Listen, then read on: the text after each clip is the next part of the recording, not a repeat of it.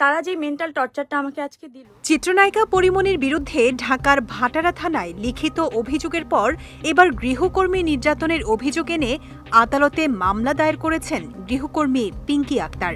এ মামলায় পরি ১ নম্বর আসামি। এ মামলায় দ্বিতীয় আসামি হিসেবে অভিযুক্ত করা হয়েছে সৌরভকে।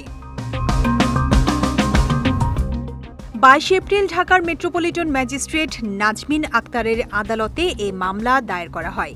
আদালতে মামলা দায়েরের পর বাদীর জবানবন্দি গ্রহণ করে মামলাটির তদন্তের দায়িত্ব দেওয়া হয়েছে পুলিশ ব্যুরো অব ইনভেস্টিগেশনকে।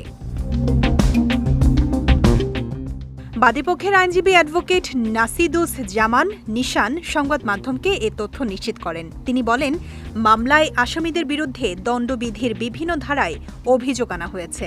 আগামী ৮ মের মধ্যে পুলিশ আদালতে প্রতিবেদন দাখিল করবে।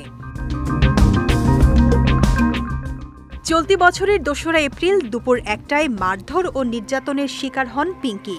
ওই দিন মাদক গ্রহণ করে বাদীকে অকথ্য ভাষায় গালিগালাজ শুরু করে এবং এক পর্যায়ে মারধর করেন অভিযুক্ত পরিমণি। এ ঘটনায় বাদী পিঙ্কি অজ্ঞান হয়ে যান। এরপর জ্ঞান ফিরলে হাসপাতালে যেতে চান তিনি।